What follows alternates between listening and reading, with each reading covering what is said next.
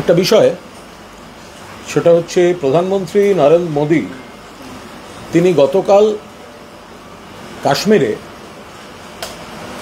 রেলের একটি প্রকল্প উদ্বোধন করেছেন। একই সঙ্গে তিনি পাকিস্তানের কিছু সমালোচনা করেছেন। পাকিস্তান পার্টটা গতকাল বলেছি যে পাকিস্তানকে যে আক্রমণ, অর্থাৎ এই সন্ত্রাসবাদ, জঙ্গি, এদের মদত দেয়া, আশ্রয় দেয়া, পাকিস্তানকে যে আক্রমণ, এটা নরেন্দ্র মোদীর বক্তব্যে কোনো নতুনত্ব নেই। কারণ নরেন্দ্র মোদীর অনেক আগে আমাদের সর্বভারতীয় সাধারণ সম্পাদক অভিষেক বন্দ্যোপাধ্যায় তিনি পাকিস্তানকে আক্রমণ করেছেন। এমনকি পাক অকুপায়েড কাশ্মীর ফিরিয়ে আনার আলোচনা শুরুর কথা বলেছেন। নরেন্দ্র মোদীর বক্তৃতায় তো সেটাও নেই। এই পার্ট আমরা ইতিমধ্যে আলোচনা করেছি। এবার বলি, নরেন্দ্র মোদী রেলের যে প্রকল্প, যে সেতু উদ্বোধন করেছেন, ছবি দিয়েছেন, জাতীয় পতাকা হাতে হেঁটেছেন, সেটা তিনি করতেই পারেন। কিন্তু আমরা খুব স্পষ্টভাবে বলছি, কাশ্মীরের এই প্রকল্পগুলি এবং কাশ্মীরের রেল পরিকাঠামোর উন্নয়ন, এটা মমতা বন্দ্যোপাধ্যায় রেলমন্ত্রী থাকাকালীন শুরু করেছিলেন।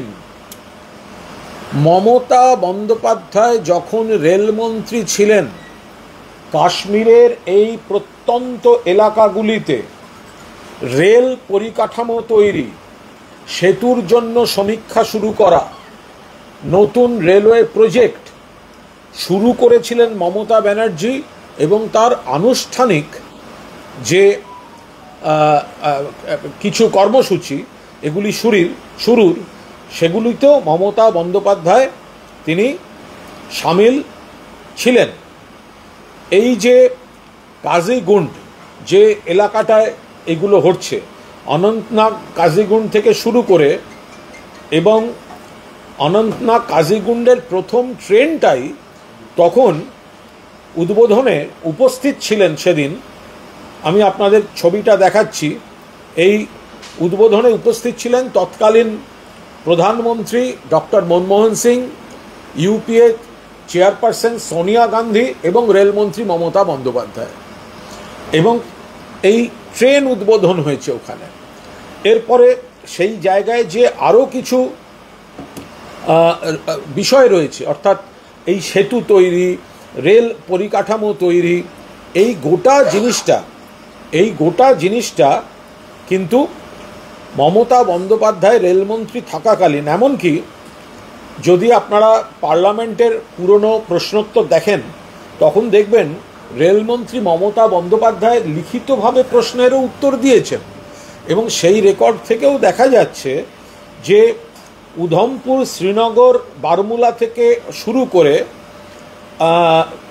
উনি উত্তর দিচ্ছেন, মমতা বন্দ্যোপাধ্যায় উত্তর দিচ্ছেন, Udhampur, Srinagar, Baramulla new line project in Jammu Kashmir state has been declared as national project. এবং তারপরে কাজিগুন্ড থেকে বারামুলা এবং ওই এলাকার এই সমস্ত যে বিষয়গুলো রয়েছে, এগুলি মমতা বন্দ্যোপাধ্যায়ের এগুলো কিন্তু সেটা প্রতিফলিত করছে। আজ সেটি উদ্বোধন হচ্ছে। নিশ্চিতভাবে সময়ের সঙ্গে কাজ শেষ হবে, উদ্বোধন হবে, এটা তো ভালো কথা।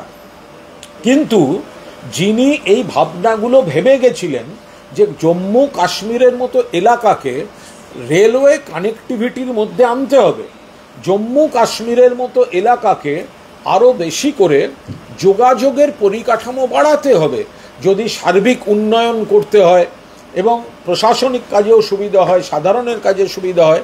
ফলে মমতা বন্দ্যোপাধ্যায় এই এলাকার একাধিক জায়গায় সেতু তৈরির সমীক্ষা, একাধিক জায়গায় নতুন রেল লাইন, এগুলো মমতা বন্দ্যোপাধ্যায় রেলমন্ত্রী থাকার সময় 14 বছর আগে এই কাজগুলো শুরু করে গেছেন।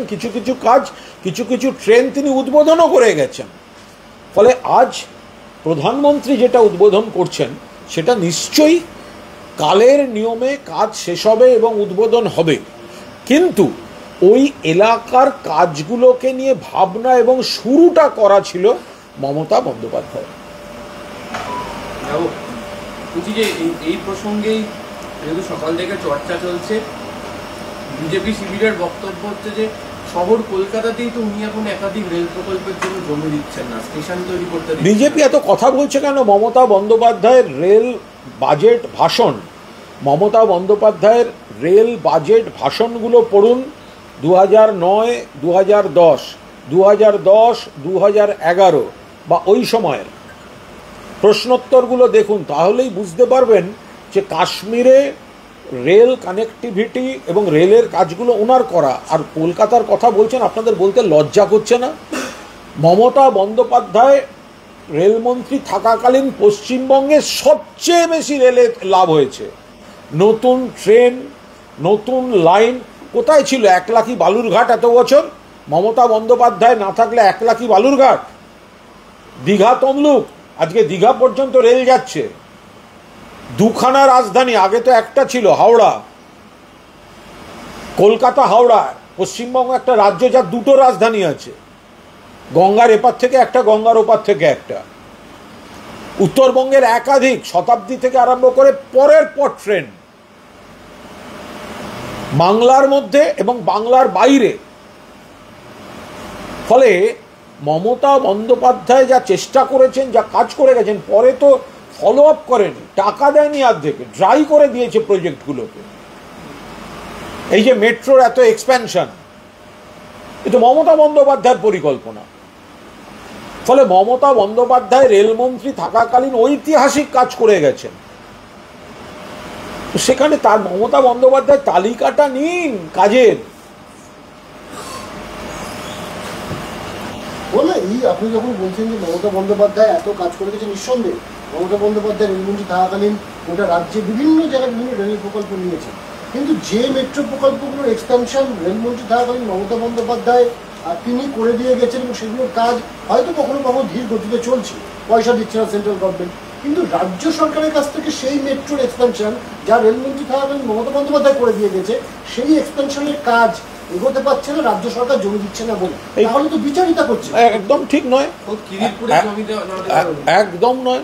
কোথাও যদি একটা ট্রেন যাওয়ার জন্য একটা জমি চাই, বহু জায়গায় জমিটা স্মুথ পাওয়া যাচ্ছে, আবার কোথাও কোথাও সেই জায়গায় স্থানীয় কোনো ডিসপিউট থাকলে, সাধারণ মানুষের কোথাও কোনো সমস্যা থাকলে, আইনি সমস্যা থাকলে, প্রশাসনিক সমস্যা থাকলে, সেখানে নানা কারণে জট খুলতে একটু দেরি হতে পারে।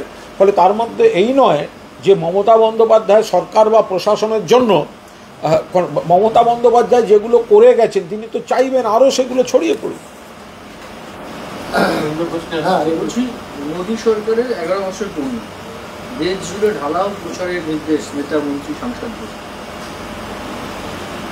মোদী সরকারের পূর্তি, সেটা শুধু বাংলার মানুষ কেন, সারা দেশের মানুষ আর বাংলার প্রতিটি মানুষ জানেন কিভাবে সাধারণ মানুষের উপর চাপ বেড়েছে, কিভাবে মূল্যবৃদ্ধি হয়েছে, রুটি কাপড়া ওর মাকান সাধারণ মানুষের হাতের বাইরে গিয়েছে, কিভাবে নিত্য প্রয়োজনীয় সামগ্রীর লাগাম ছাড়া একটা পরিস্থিতি তৈরি হয়েছে, কিভাবে কৃষক শ্রমিকদের সর্বনাশ হয়েছে, সাধারণ মধ্যবিত্ত জানে ওষুধের দাম বাড়ছে, সাধারণ মধ্যবিত্ত জানেন জীবন বিমা থেকে স্বাস্থ্য বিমা ক্রমশ হাতের বাইরে চলে যাচ্ছে, 18% জিএসটির চাপ বেড়ে গিয়েছে।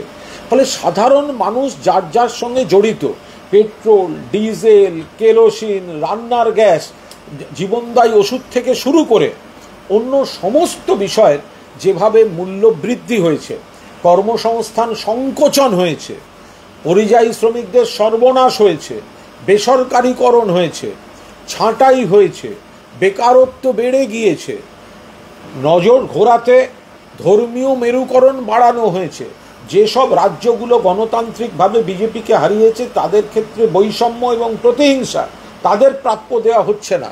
ফলে এগুলো তারা দেখতে পাচ্ছেন। পশ্চিমবঙ্গ দিবস পালন করতে চলেছে বিজেপি, 20শে জুন পশ্চিমবঙ্গের দিবসের উদযাপন করা হবে। প্রধানমন্ত্রী নরেন্দ্র মোদীকে তারা আনতে চাইছেন এবং তারা এই দেশভাগ রাজ্যভাগটাকে তুলে ধরতে চাইছেন। শুভেন্দুর বক্তব্য হচ্ছে যে ক্ষমতা এলে সরকারি স্বীকৃতি পশ্চিমবঙ্গ দিবস পালন হবে। পশ্চিমবঙ্গ দিবস 1 বৈশাখ বাংলায় এটি স্বীকৃত। বিশিষ্ট শিক্ষাবিদ, বুদ্ধিজীবী, গবেষক সব শ্রেণীর মানুষের মতামত নিয়ে মুখ্যমন্ত্রী সেই জায়গায় সিদ্ধান্ত জানিয়ে দিয়েছেন এবং বিজেপি সম্পূর্ণভাবে অযৌক্তিক একটা দাবি নিয়ে তারা এই ধরনের একটা পশ্চিমবঙ্গ দিবসের কথা বলছে। তার সঙ্গে তাদের দলীয় রাজনীতিটা বেশি আছে। পশ্চিমবঙ্গের অতীত, সংস্কৃতি, ঐতিহ্য, ইতিহাসের সম্পর্ক খুবই কম বা নেই। ফলে যেটা বাস্তব ভিত্তি অনুযায়ী তো সেটা রাখাটাই ভালো। ফলে তারা রাজনীতি করার জন্য করছেন। বলছি যে আপনারা যে ভুয়ো ভোটার সংক্রান্ত অভিযোগ তুলছিলেন, আজকে একটা কলামে রাহুল গান্ধীও সেটাই উল্লেখ করছেন এবং বলছেন যে ম্যাচ ফিক্সিংকে কোন জায়গাতে নিয়ে গেছে মহারাষ্ট্র তার প্রমাণ ছিল। আগামী দিনে বিজেপি একই জিনিস বিহারে করতে পারে। তফাৎটা হচ্ছে রাহুল গান্ধী তার দল গোটা জিনিসটা ঘটে যাওয়ার পর তারা বুঝতে পারেন, আর বাংলায় মমতা বন্দ্যোপাধ্যায় অনেক আগে সেটা ধরে ফেলেন। এইটা হচ্ছে তফাৎটা। এই যে মহারাষ্ট্রে ভুয়ো ভোটার, দিল্লিতে ভুয়ো ভোটার, এই একই খেলা তো বাংলায় হতে গেছে 2026কে লক্ষ্য রেখে। মমতা বন্দ্যোপাধ্যায় ধরে ফেলেছেন, অন্য রাজ্যের ভোটার লিস্ট থেকে আমাদের ভোটার লিস্টে ঢুকিয়ে দেওয়া হচ্ছে। এ তো ধরেছেন এসব কারচুপি। তৃণমূল কংগ্রেস কেন্দ্রের নির্বাচন কমিশনকে প্রতিবাদ জানিয়েছে। তৃণমূল কংগ্রেস নিজেরা পুরো দস্তুর এই ভোটার তালিকার স্ক্রুটিনি বাড়ি বাড়ি গিয়ে শুরু করে দিয়েছে। ফলে যেটা মমতা বন্দ্যোপাধ্যায় দেশের মধ্যে প্রথম এই ভোটার তালিকা কেলেঙ্কারির দিকে আঙুল তুলেছেন, তো আজ কংগ্রেস বলেছে, বলতেই পারে, কিন্তু এই বিষয়টা মমতা বন্দ্যোপাধ্যায় প্রথম এনেছেন। এটা যদি কংগ্রেস মহারাষ্ট্রে ধরতে পারত, এটা যদি কংগ্রেস বা অন্য দল দিল্লিতে ধরতে পারত, তাহলে নির্বাচনী ফলাফলটা অন্য রকম হতো। আর মমতা বন্দ্যোপাধ্যায় এখানে পশ্চিমবঙ্গে চক্রান্তটা হওয়ার সময় ধরে ফেলেছেন। এই প্রসঙ্গেই সুকান্ত মজুমদার বলছেন যে বাংলার ডেমোগ্রাফি চেঞ্জ করানো হচ্ছে এবং তৃণমূল চাপে আছে এবং তৃণমূল সে কারণে অনুপ্রবেশের সংখ্যা বৃদ্ধি করিয়ে দিচ্ছে, তারা বেশি করে। আমি একটা জিনিস বুঝতে পারছি না, এই সুকান্ত মজুমদার এরা কি ভাষায় কথা বললে বুঝবেন? যতবার এরা বলবেন অনুপ্রবেশ, যতবার বলবেন অনুপ্রবেশ হচ্ছে, তার মানে তো আপনাদের বিএসএফ পাহারা দিতে পারছে না সীমান্তটা। সুকান্তবাবু, আপনার বিএসএফ কি আঙুল চুষছে? বিজেপির নেতা বলছে অনুপ্রবেশ, আর বিজেপির হাতে রয়েছে হোম মিনিস্ট্রির বিএসএফ। শুধু বাংলা নয়, কয়েকদিন আগে ত্রিপুরায় ধরা পড়েছে বিজেপি শাসিত রাজ্য। আগরতলা স্টেশন থেকে একটা বড় গ্রুপ ধরা পড়েছে। অনেকে যাচ্ছিল দিল্লি, অনেকে আসছিল পশ্চিমবঙ্গে, ঢুকছে ত্রিপুরা থেকে। পশ্চিমবঙ্গে ধরা পড়লে তখন আপনারা বলবেন পশ্চিমবঙ্গে কেন ধরা পড়লো? আরে মশাই, আপনাদের বিএসএফ বাংলাদেশ সীমান্তটাকে সুরক্ষিত রাখছে না, আপনি বলে যাচ্ছেন অনুপ্রবেশ। অনুব্রত মণ্ডল আর কাজল শেখের যে দ্বন্দ্ব প্রকাশ, সেটা বাড়াবাড়ি জায়গায় যাচ্ছে আস্তে আস্তে। সাঁইথিয়ার ব্লক প্রেসিডেন্ট তিনি অনুব্রত মণ্ডলের বলছেন কাজল শেখের বিরুদ্ধে। দল দেখছে এইটা নিয়ে কোনো না। তৃণমূল একটা বড় পরিবার। মমতা বন্দ্যোপাধ্যায়ের নেতৃত্বে তৃণমূল একটা পরিবার। মমতাদির নেতৃত্বে, অভিষেকের সেনাপতিত্বে তৃণমূল গোটা বাংলায়। ফলে এখানে কোথাও এত বড় দল, এত বড় সংসার, কোথায় কার সঙ্গে একটু কোথাও কোনো মতপার্থক্য এলো, এগুলো কোনো বিষয় না। ওপরে মমতা বন্দ্যোপাধ্যায়ের ছবি, গোটা পার্টি এক। এত বড় পরিবার নিয়ে সুকান্ত মজুমদার বলছেন যে কাজল আর অনুব্রত হচ্ছে চামচা আর বেলচা। আসল লড়াইটা কৃষি বনাম ভাইপোর, কে কাকে ফেলে দেবেন তার ভিত্তিতে লড়াই চলছে। একই সঙ্গে তাহলে সুকান্ত আর দিলীপ কোনটা? সুকান্ত বাবুর যে এই যে কথাটা বলছেন চামচা আর বেলচা, সুকান্ত বাবু আর দিলীপ বাবু কোনটা? সুকান্ত বাবু নিজে কোনটা, চামচা না বেলচা? কোনটা পছন্দ? সুকান্ত বাবু কোনটা, চামচা না বেলচা? তাহলে দিলীপবাবু সুকান্তবাবুর যে সম্পর্ক, সেটা সুকান্তবাবুর ভাষাতেই যদি বলি চামচা আর বেলচা, তো সুকান্তবাবু প্রথম বলুন, আপনি কি, আপনি চামচা না আপনি বেলচা? অনুব্রত নিয়ে একটা বলবো। অনুব্রত মণ্ডল, বলছি যে অনুব্রত মণ্ডলের যে এই যে সুপ্রিম কোর্টের নির্দেশ অনুযায়ী ঘটনা ঘটলে এফআইআর কপি 24 ঘন্টার মধ্যে অনলাইনে আপলোড করতে হবে। বলতে পারবো না, একদম প্রশাসনিক বিষয়ের মধ্যে কথা বলবো না। আমাকে একটু অন্যরকমভাবে আছে, সেটা হচ্ছে যে অনুব্রত কাণ্ডে যে ছাত্র নেতাকে সাসপেন্ড করা হয়েছে তৃণমূল ছাত্র পরিষদের কাণ্ডে, বিক্রমজিৎ, তার বিরুদ্ধে পুলিশ যে এফআইআর করেছে সেই এফআইআর লেখা রয়েছে যে পুলিশের বা পুলিশ কর্মী যাকে হুমকি দেওয়া হয়েছিল তার মর্যাদা হানি হয়েছে। অথচ এখনো পর্যন্ত অনুব্রত মণ্ডলের যে মর্যাদা মানে যে হুমকি তাদের মর্যাদা হানি হচ্ছে কিনা পুলিশ বা এফআইআর কী ধরনের করা হয়েছে সে বিষয়ে কোনো তথ্য পুলিশের তরফে সামনে আনা হয়নি। তাহলে কি কোথাও গিয়ে পুলিশের দু রকমের মানে ভূমিকা দেখা যাচ্ছে? একদিকে বিক্রমজিতের তথ্যকে সামনে নিয়ে এসে বলা হচ্ছে পুলিশের মর্যাদা হানি হয়েছে, আর অনুব্রত এত যিনি গালাগালি করলেন তার বিষয়টা সম্পূর্ণ চেপে যাওয়া হচ্ছে।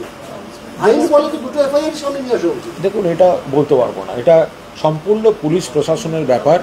নেট ঠিক ছিল কিনা, সার্ভার ডাউন ছিল কিনা তো জানি না, ফলে ওটা ঠিক কি কারণে কি হয়েছে তো পুলিশরাই বলতে পারবেন, আমি বলতে পারবো। বলছি যে সুকান্ত মজুমদার আরেকটা জিনিস বলছেন যে বাড়িতে কিছু হলে পুলিশ ডাকবেন না, অনুব্রত মণ্ডলকে ডেকে নিন। দেখুন, এগুলো সব মানে অত্যন্ত চটুল সস্তা কথাবার্তা। তাহলে বিজেপির মধ্যেটা আগে সুকান্তবাবু সামলান। একদিকে সুকান্তবাবু, একদিকে দিলীপবাবু, একদিকে শুভেন্দুবাবু, তারা আগে বিজেপির ভেতরটা সামলান, তারপর বাকিটা নিয়ে কথা বলবেন।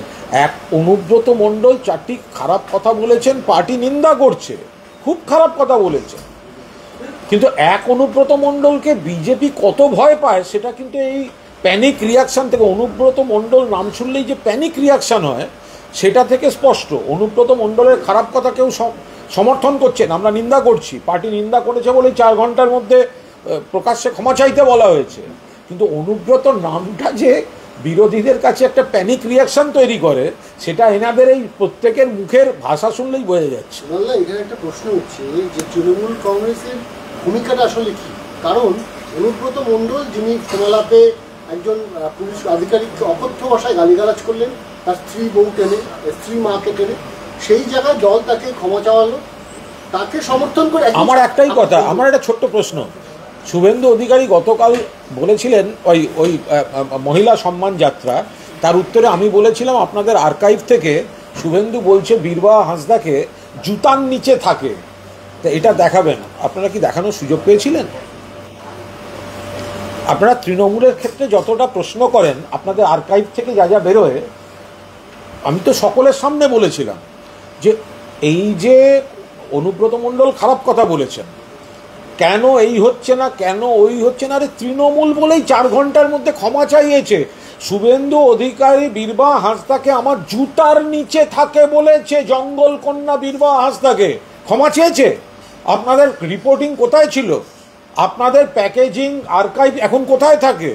আপনাদের প্রশ্ন কোথায় থাকে? শুভেন্দু অধিকারীকে জিজ্ঞাসা করেছেন যে যখন বলেছিলেন বীরবাহা হাঁসদা জুতার নিচে থাকে আপনি তারপর ক্ষমা চেয়েছেন কিনা? আপনারা অনুব্রত মণ্ডলের এফআইআর নিয়ে কথা বলছেন, শুভেন্দু অধিকারীর বিরুদ্ধে কেন এফআইআর হয়নি বা হলে কি কি ছিল সেগুলো নিয়ে কোনোদিন দেখিয়েছেন? হয়েছে হয়তো, দেখুন না, পুলিশে হয়েছে তো, ছিল তো, পুলিশ কি ব্যবস্থা নিয়েছে? যা যা ব্যবস্থা নিয়েছে, ঘুরে বেড়াচ্ছে বাইরে, একজন মহিলাকে অপমান করে। থানাকে জিজ্ঞেস করুন তো। তাহলে যিনি বলেছিলেন তিনি কি প্রকাশ্যে ক্ষমা চেয়েছেন? তৃণমূল তো এটা অন্তত বলেছে প্রকাশ্য বিবৃতি দিয়ে যে তৃণমূল কংগ্রেস সমর্থন করে না, নিন্দা করে, ক্ষমা চাইতে হবে। শুভেন্দুবাবুর ক্ষেত্রে বিজেপি কোনো স্টেটমেন্ট দিয়েছিল? জুতা প্রশ্নটা সেটা নয়, সেটা নয়, কারণ আপনার অসুবিধা হচ্ছে। তাই হচ্ছে যে বিক্রমজিৎকে যদি প্রশ্নটা হচ্ছে যদি বীরবাহা হাঁসদার ক্ষেত্রে জুতার নিচে থাকে পড়ার পর যদি ও ক্ষমা না চায়, তাহলে সেই প্রশ্নটা আপনারা কেন মিডিয়ার বিজেপিকে জিজ্ঞাসা করেন না? আপনি সেইটাকে ছেড়ে এসে এখন কেন জিজ্ঞাসা করছেন? কারণ আপনার লাইনে আমায় কেন উত্তর দিতে হবে? তাহলে আমার উত্তরটা কেন আপনারা দেখাবেন না? একটা প্রশ্ন রাখি এই প্রসঙ্গে, চন্দ্রিমা ভট্টাচার্যরা মুখ্যমন্ত্রীকে অসম্মান এই ইস্যুতে গতকাল রাস্তায় নেমেছেন। মহিলা অসম্মান এই ইস্যুকে সামনে রেখে শুভেন্দুবাবু 9 জুন এবং 16 জুন বিজেপি রাস্তায় নামছেন, শুভেন্দুবাবু রাস্তায় নামছেন। বলেছি তো, নাবার আগে তো ওনার প্রকাশ্যে বিবৃতি দিয়ে ক্ষমা চাওয়া উচিত। যেটা অনুব্রতবাবুর ক্ষেত্রে আমরা বলেছি সেটা ওনার ক্ষেত্রে আমরা তো বলছি, ক্ষমা চান আগে বীরবাহা হাঁসদার কাছে, তারপর মহিলাদের সম্মান নিয়ে এইসব আপনি পদযাত্রা অমুক তমুক করতে যাবেন, আপনাদের মুখে শোভা পায়। বিজেপির যে নেতা জঙ্গল কন্যা রাজ্যের মন্ত্রী, আদিবাসী কন্যা বীরবাহা হাঁসদাকে বলছে আমার জুতার নিচে থাকে, ক্ষমা চাইনি, সে অনুব্রত মণ্ডল নিয়ে মিছিল করবে, এই দ্বিচারিতা, আর এটা বাংলার মিডিয়া সহ্য করছে। বলছি যে নারী সম্মান যাত্রা শেষ হলে বিজেপি এবার ওবিসি যাত্রা শুরু করবে, ওবিসি অধিকার যাত্রা। দিলীপ বাবু শুরু করবেন দিলীপ অধিকার যাত্রা। বিজেপি যদি এসব অধিকার যাত্রা করতে যায়, প্রথম তো দিলীপ ঘোষ শুনছি শুরু করবেন দিলীপ ঘোষ অধিকার যাত্রা। পার্টিতে ওনাকে কোণঠাসা করছে, পার্টি ওনাকে, উনি হিন্দু হওয়া সত্ত্বেও পার্টির যারা হিন্দু বলে তাকে অপমান করছে ইত্যাদি করছে। এসব ওদের ভেতর থেকেই তো এইসব কথা শোনা যাচ্ছে। আগে ঘর সামলা। ওরা কখনো হিন্দুর কথা বলবে, কখনো অমুকের কথা বলবে, ওরা শুধু রুটি কাপড়ার মাকানটা বলে না, বাংলার প্রাপ্যটা দেওয়ার কথা বলে না, বাংলার গরিব মানুষের কথা বলে না। ফলে ওরা মানুষকে কনফিউজ করার জন্য যেগুলো করছে, ওবিসিদের জন্য যা যা করার মুখ্যমন্ত্রী মমতা বন্দ্যোপাধ্যায় করছেন। বিশ্বভারতীর প্রাক্তন উপাচার্য বিদ্যুৎ চক্রবর্তী দাবি করছেন অনুব্রত মণ্ডলের মাথায় হাত রয়েছে মুখ্যমন্ত্রীর এবং শাসক দলের, তার জন্য এখনো পর্যন্ত গ্রেফতার। ওনার বক্তব্য, ওনাকেও ফোন করে নাকি প্রচুর গালাগালি মা বাবার থেকে। এখন কেন কখন উনি কি বলছেন আমি বলতে পারবো না। ওনাকে নিয়েই তো হাজার বিতর্ক ছিল, ওনাকে নিয়ে হাজার বিতর্ক ছিল। ওনাকে নিয়ে আমি কোনো প্রশ্নের আমি উত্তর দেবো না। উনি ওনার কথা বলেছেন, ওনাকে নিয়ে যার বিরুদ্ধে হাজার অভিযোগ, হাজার বিতর্ক ছিল। নোবেল জয়ী গর্বের আমাদের অমর্ত্য সেন, তাকে উনি অপমান করতে গেছিলেন। ওনার মাথায় কাদের হাত ছিল? উনি তো একটা রাজনৈতিক উদ্দেশ্য প্রণোদিতভাবে চলেছেন কি না সেটা নিয়েই বিতর্ক আছে। তো উনি আবার কি বলছেন? শওকত মোল্লা বলছেন যে বিএলআর অফিস রয়েছে বহু বাসা, এখানে দালাল চক্র ভর্তি। হ্যাঁ,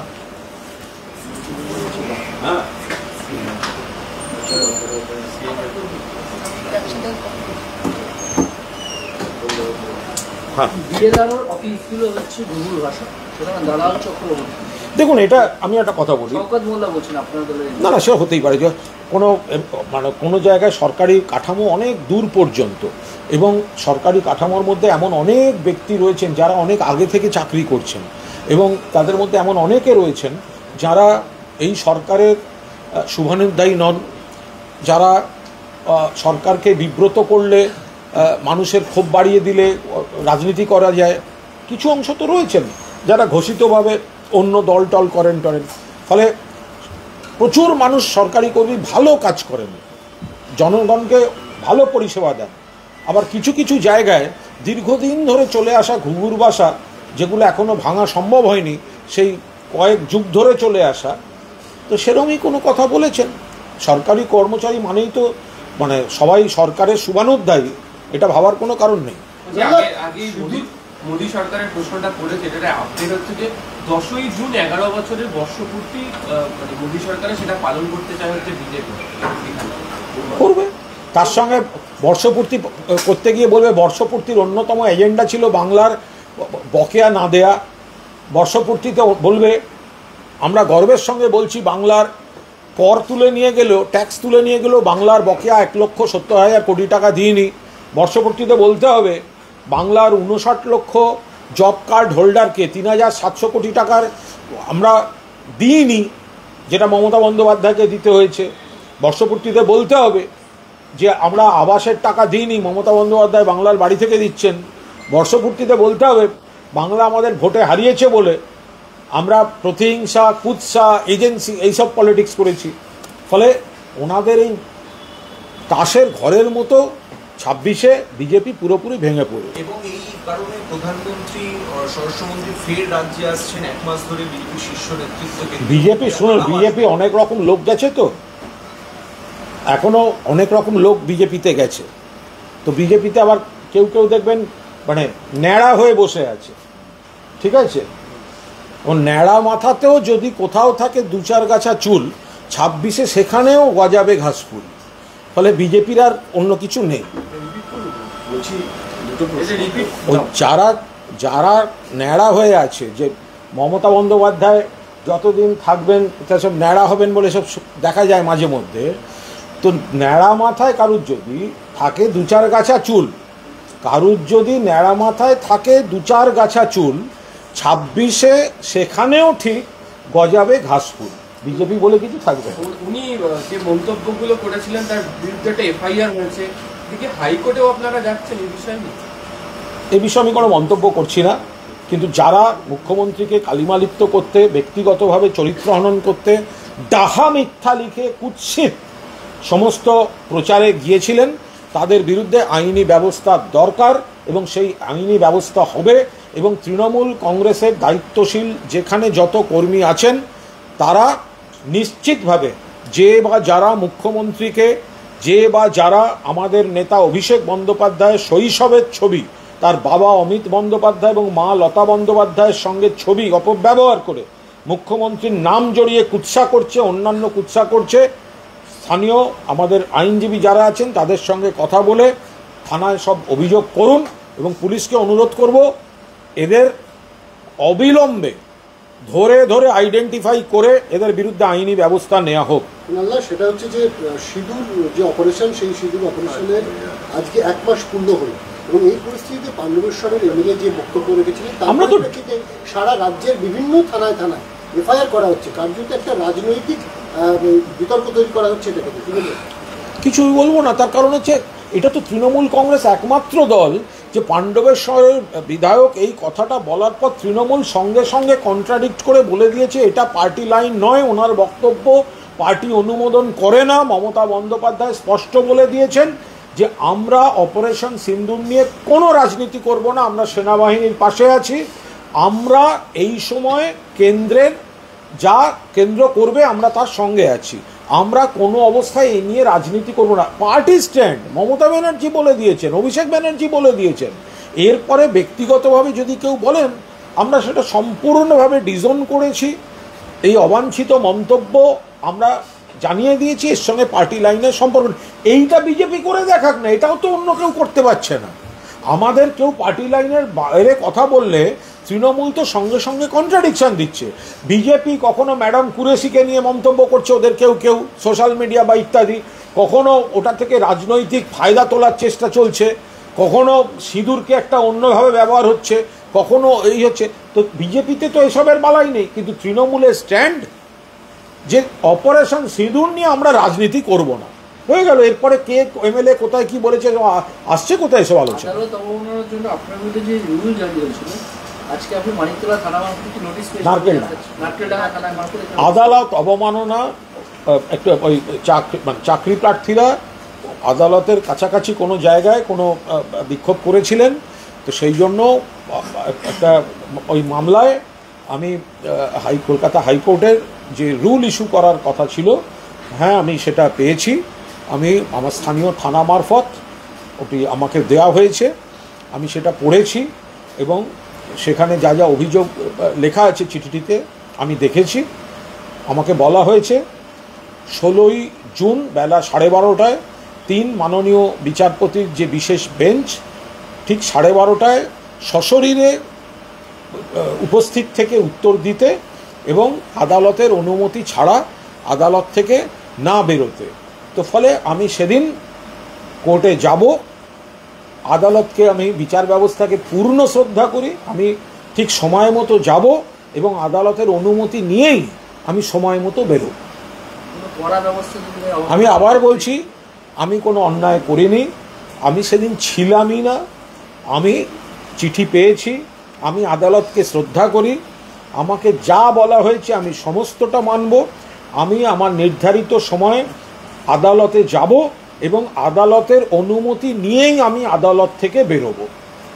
আমাকে বলা হয়েছে যে আপনাকে কেন অ্যারেস্ট মানে কারাদণ্ড দেওয়া হবে না বা অন্যান্য শাস্তি দেওয়া হবে না, এটা আমাকে ব্যাখ্যা করে বলতে হবে এবং আদালতের অনুমতি না নিয়ে আমি আদালত থেকে যেন না বেরোই।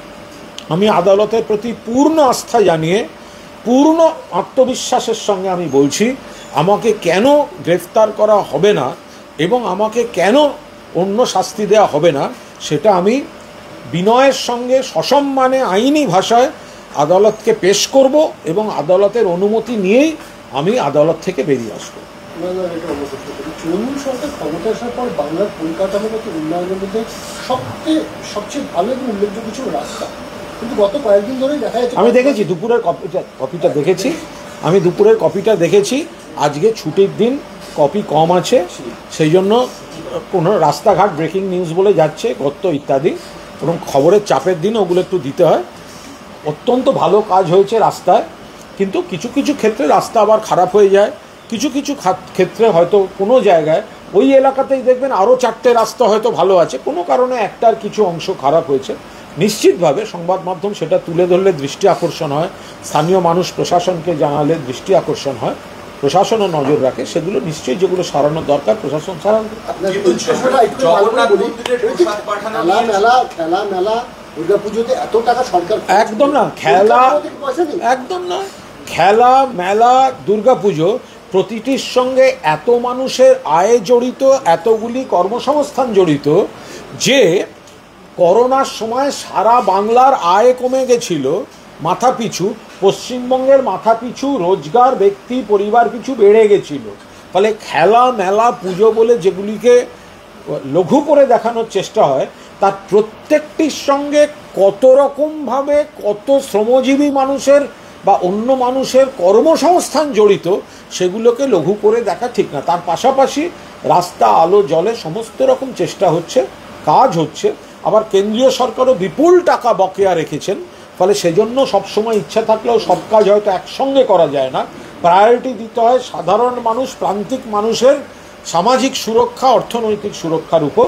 এটাও একটা আর্থিক সমস্যা এবং বাধ্যবাধকতা, তার মধ্যে দাঁড়িয়েও কাজ হচ্ছে। এবং আপনাদের দুপুরে স্টোরিটা দেখেছি, গত বছর ময়দানে হয়েছিল লক্ষ কণ্ঠে গীতা পাঠ, আবার 26-এর আগে 5 লক্ষ কণ্ঠে গীতা পাঠের আয়োজন করা হচ্ছে। গেরুয়া শিবির এবং তাদের বিভিন্ন ধরবে না অত, ওখানে ধরার জায়গা নেই, ওরা বলে দিলেই হলো 5 লক্ষ হবে। গীতা পাঠ মানে কি? গীতা পাঠ করবেন, গীতা পাঠের সঙ্গে রাজনীতি মেশাচ্ছেন কেন? গীতায় কি আছে? মানে গীতায় তো একটা পরম শ্রদ্ধেয় ব্যাপার, ভগবান শ্রীকৃষ্ণের জীবন দর্শন হচ্ছে গীতা। তো গীতা পাঠ কেউ করবে না তো ভালো? গীতা মানে তো মহাভারতের একটা গুরুত্বপূর্ণ অংশ, যেখানে শ্রীকৃষ্ণ অর্জুনকে বলছেন। আর মহাভারত মানে হচ্ছে পাণ্ডবদের জয়, কৌরবদের পরাজয়, তৃণমূলের জয়, বিজেপির পরাজয়, মমতা ব্যানার্জির জয়, আর ওই সিপিএম কংগ্রেস বিজেপির পরাজয়। তো সেগুলো হবে। যারা গীতা পাঠ করবেন তারাই উন্নয়নের স্বার্থে নিজের জীবনের অভিজ্ঞতা থেকে ভোট দেবেন। সেটা যে মহেশতলা কারখানায় যে নাবালক তাকে নির্যাতন করা হয়েছিল, সেই ঘটনায় ইতিমধ্যে পুলিশ 5 জনকে গ্রেপ্তার করেছে। খুব ভালো কাজ করেছে পুলিশ। কিন্তু যে নাবালকটি নিখোঁজ 9 দিন ধরে, তার এখনো পর্যন্ত বেঁচে আছে কিনা এই তথ্য পুলিশ দিতে পারছে। এইটা কিন্তু খুব মানে আমরা সবাই, পুলিশও আপ্রাণ চেষ্টা করছে এবং আমরাও গোটা বিষয়টা সকলেই আমরা অত্যন্ত কৌতূহল এবং উদ্বেগের সঙ্গে লক্ষ্য রাখছি। আমরা আশা করি পুলিশ সফল হবে, পুলিশ দক্ষতার সঙ্গে কাজ করছে, চূড়ান্ত সিরিয়াসনেসের সঙ্গে কাজ করছে। আমরা আশা করি খুব শীঘ্রই বিষয়টার সম্পর্কে একটা মানে বিষয় জানা যাবে। এই প্রসঙ্গে গতকালই শুভেন্দু বলেছিলেন যে এটা হচ্ছে ডামেডামের মডেল। আজ সুকান্ত বলছেন যে আমরা দক্ষিণ দিনাজপুরে তখনই ছেলেটির বাড়িতে যাব, সেখানে উদ্যোগী হব এবং প্রতিবাদে সামিল হব, পরিবারের পাশে দাঁড়াবো। এবং পরিবারের পাশে আমরা সবাই আছি, পুলিশ প্রশাসনও আছে। এখন যে খোঁজটা চলছে সেই খোঁজটা পুলিশ প্রশাসন তারা করছেন, তাদের সেই সময়টা দিন।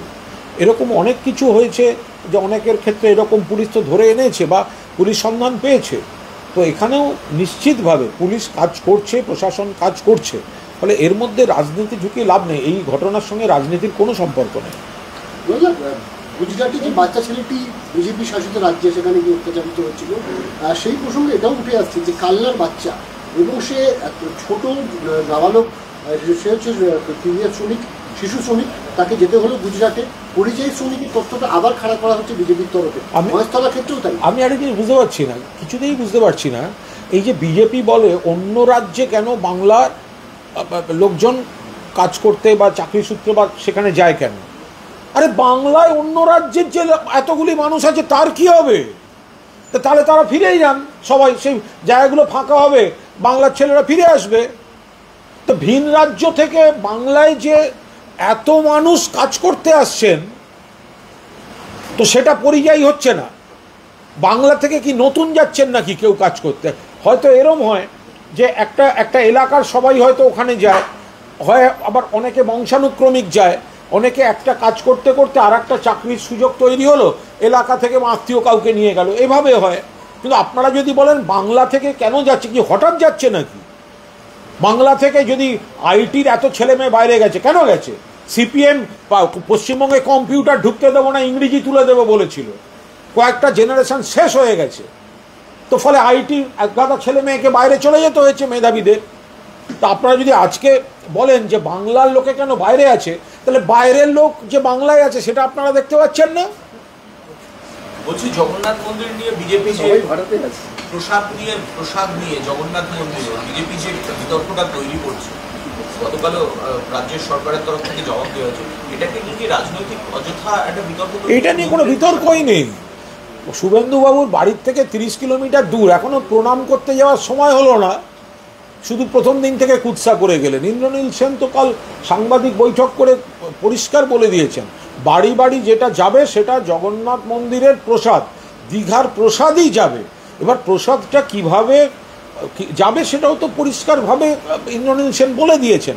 তো যারা এখনো এত বলে হিন্দু সনাতনী, দিলীপ ঘোষ গিয়ে প্রণাম করে স্ত্রীর সঙ্গে আর একবার মালা বদল করে এলেন, আর যার বাড়ি ওখানে 30 কিলোমিটার দূরে একবার গিয়ে প্রণাম করার হলো না, তো তিনি আবার কুৎসা করতে যাচ্ছেন কেন?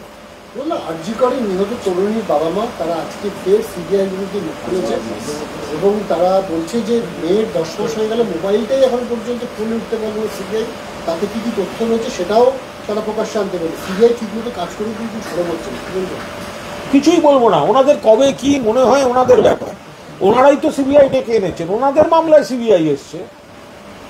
আজকে সিবিআই যারা ভুল ধরছেন, আমি অভয়ার বাবা মার প্রতি পূর্ণ শ্রদ্ধা, সম্মান, সহমর্মিতা, সহানুভূতি রেখে বলছি, ওনারা যা যা করেছেন তার কারণে কিছু রাজনৈতিক বা অন্যান্য সুবিধা অনেকে পেয়েছে, কিন্তু ওনাদের কন্যার ঘটনার পরেও কোনো অপরাধ হলে সেগুলোর ফাঁসির সাজা পর্যন্ত রাজ্য পুলিশ করিয়ে এনেছে। আর ওনারা এখনো খুঁজে চলেছেন সিবিআই কি কি ভুল করেছে। আরে আপনারা সিবিআই ডেকে এনেছেন, যদি কোথাও ভুল থাকে আপনারা দায়ী। এনেছেন কেন সিবিআই? যে রাজ্য সরকার ফরাক্কা থেকে শুরু করে জয়নগর পর্যন্ত একের পর এক ঘটনায় ফাঁসির সাজা করিয়েছে, আপনারা তো কলকাতা পুলিশের উপর আস্থা না রাখতে পেরে সিবিআই ডেকে এনেছেন। আপনারা তখন বলেছেন, আপনারা যেসব রাজনৈতিক লোকদের কথায় চলেন, আপনাদের মেয়েকে ভাঙিয়ে কে তার রুটিন চাকরি বদলি আটকাচ্ছে, আপনাদের মেয়েকে ভাঙিয়ে কে কিউআর কোডে টাকা তুলছে, আপনাদের মেয়েকে ভাঙিয়ে কে কোথায় মুখ দেখিয়ে জনপ্রিয় হচ্ছে, এখন আপনারা তাদের ট্র্যাপে পা দিয়েছেন। ফলে এখন এইসব কথা বলে কি হবে? আপনারা মামলা করে সিবিআই এনেছেন। একই সঙ্গে মুখ্যমন্ত্রী মমতা বন্দ্যোপাধ্যায়কে নিশানা করেছেন তার বাবা মা। কেন, কি জন্য? বলছে রাত্রেবেলায় তড়িঘড়ি মুখ্যমন্ত্রীর নির্দেশেই এই মৃতদেহ কলকাতা থেকে নিয়ে যাওয়া হয়েছিল তাদের বাড়িতে, গাড়ি থেকে পর্যন্ত নামানো হয়নি যখন তারা টালাথানায় বসে রয়েছে। এইসব অবান্তর কথাগুলোর কোনো মানে হয় না। এগুলো কলকাতা পুলিশ তদন্ত করেছে, সিবিআইও তদন্ত করেছে। ফলে যে যা বলছে সেগুলো নিয়ে গিয়ে এই ধরনের কোনো মন্তব্য করা, এটা চূড়ান্ত দুর্ভাগ্যজনক হচ্ছে। আজকে যে ওনাদের মধ্যে যন্ত্রণা রয়েছে, আফসোস রয়েছে, তার জন্য সম্পূর্ণভাবে এই দুজনই দায়ী। তারাই উদ্দেশ্য প্রণোদিত প্রচারকদের ফাঁদে পা দিয়েছেন। আপনাদের যন্ত্রণা অশ্রুকে বিপথে চালিত করে একাধিক মহল নিজেদের উদ্দেশ্য সাধন করেছে, ধান্দাবাজি করেছে একাধিক মহল। আপনারা তাদের কথায় চলেছেন। এখন এসব অবান্তর কথা বলে কি হবে? আপনি যখন একাধিক মহলের কথা বলছেন, তখন আজকে অভয়ের বাবা মায়ের এই বক্তব্যগুলো পেশ করার পরপরই সিদ্ধান্ত হয়েছে সন্ধ্যে 6টার সময় সোদপুরে একটা বড় জমায়েত করা হবে। ও ঠিক আছে। আচ্ছা, দুটো ছোট এইগুলোর জন্যই তো অভয়কে ব্যবহার করা।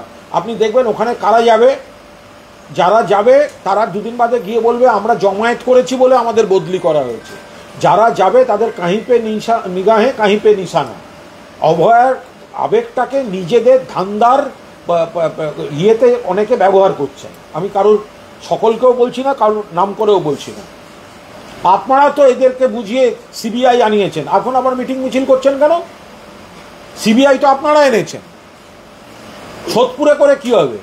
সোদপুরে যারা থাকেন, যারা শুনবেন, তারা তদন্ত করতে আসবেন। সিবিআইকে বলুন, কোর্টে বলুন। কোর্টে তো বলছেন আপনারা, আপনাদের আইনজীবীরা তো রয়েছেন।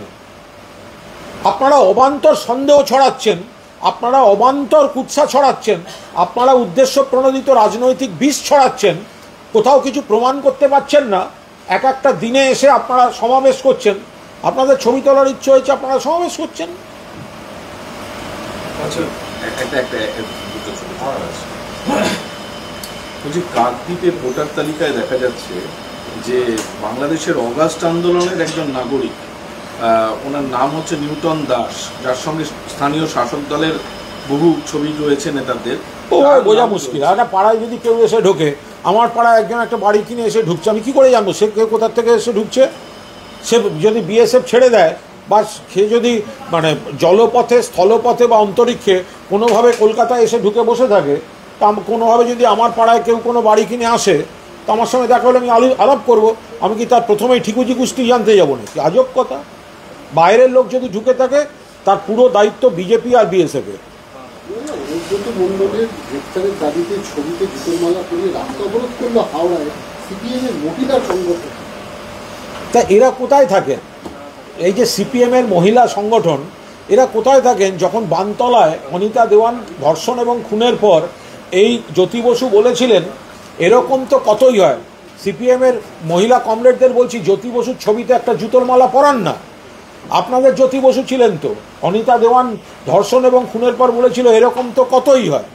কি করেছিলেন তখন? কেন জ্যোতি বসুর গলায় জুতোর মালা পরাননি? যখন বিজন সেতুতে আপনাদের ক্যাডাররা 17 জন আনন্দমার্গী সন্ন্যাসীকে খুন করেছিলেন প্রকাশ্যে, তার মধ্যে 2 জন মহিলা ছিলেন, কোথায় ছিল আপনাদের জুতোর মালা? যখন ওই নেতাইতে গুলি করে 4 জন গৃহবধূকে হত্যা করেছিল সিপিএমের হারমাদরা, কোথায় ছিল আপনাদের জুতোর মালা?